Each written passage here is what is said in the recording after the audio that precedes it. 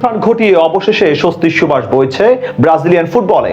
মাঠের বাইরে দীর্ঘ সময় কাটানোর পর আবারও হলুদ জার্সিতে ফিরেছেন দলের প্রাণভোমরা নেইমার জুনিয়র। কোচ কার্লো আনচেলত্তির বিশ্বকাপ পরিকল্পনায় এই পোস্টার বয়কে ঘিরেই শুরু হয়েছে নতুন পরিকল্পনা। অনিশ্চয়তা কাটিয়ে প্রিয় তারকার রাজকীয় প্রত্যাবর্তনের খবরে সেলেসাও ভক্তদের মনে এখন বিশ্বজয়ের নতুন উন্মাদনা। বিশ্বকাপের প্রাক্কালে নেইমারের প্রাথমিক স্কোয়াডে ডাক পাওয়ার আদ্যোপান্ত এ রিপোর্টে।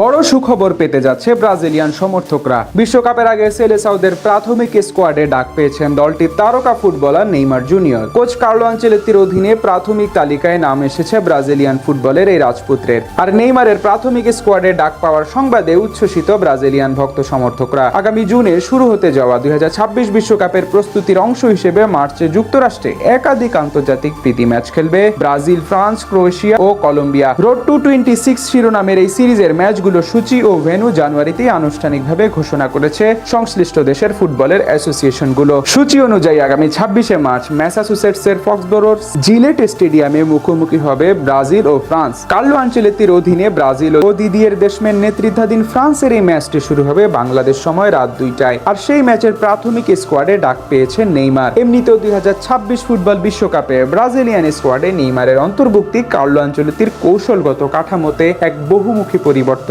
ইঙ্গিত দেয়, যা মূলত অভিজ্ঞতার সাথে তারুণ্যের এক অনন্য সংমিশ্রণ। বর্তমান ব্রাজিল দল যেখানে 4-2-4 কিংবা 4-3-3 ফরমেশনে ভিনিসিয়াস জুনিয়র, রদ্রিগো এবং তরুণ বিস্ময় বালক এস্তেভাওয়ের মতো খেলোয়াড়দের নিয়ে ট্রানজিশন নির্ভর এবং কাউন্টার অ্যাটাকে শক্তিশালী ফুটবল খেলছে, সেখানে 34 বছর বয়সী নেইমারের ভূমিকা হবে একজন পরিপক্ক প্লেমেকার হিসেবে। কৌশলের বিচারে আনচেলত্তি সম্ভবত নেইমারকে আর প্রথাগত লেফট উইঙ্গার হিসেবে ব্যবহার করবেন না, কেননা ইনজুরি ও বয়সের ভারে তার গতি আগের তুলনায় কিছুটা কমলেও তার ভিশন এবং পাসিং রেঞ্জ আগের চেয়ে অনেকটাই ধারালো হয়েছে। নেইমারকে তাই নাম্বার 10 কিংবা ফলস 9 হিসেবে খেলানো হলে তিনি মিডফিল্ড এবং আক্রমণ ভাগের মধ্যে এক সেতু বন্ধন তৈরি করতে পারবেন, যা ব্রাজিলের আক্রমণ ভাগে গতির সঞ্চার করবে। বিশেষ করে যখন প্রতিপক্ষ দলগুলো লো ব্লক ডিফেন্স নিয়ে খেলবে, তখন মাঠের সূক্ষ্ম গ্যাপে নেইমারের বল কন্ট্রোল এবং নিখুঁত থ্রো ক্রাস ভিনিসিয়াস বা রদ্রিগোর গতির সাথে মিলে প্রতিপক্ষের রক্ষণ ভাগ ছিন্ন ভিন্ন করে দিতে সক্ষম হবে। তবে আনচেলত্তির হাই প্রেসিং গেমের সাথে নেইমারের শারীরিক সক্ষমতা মানিয়ে নেওয়াই কার্লোর জন্য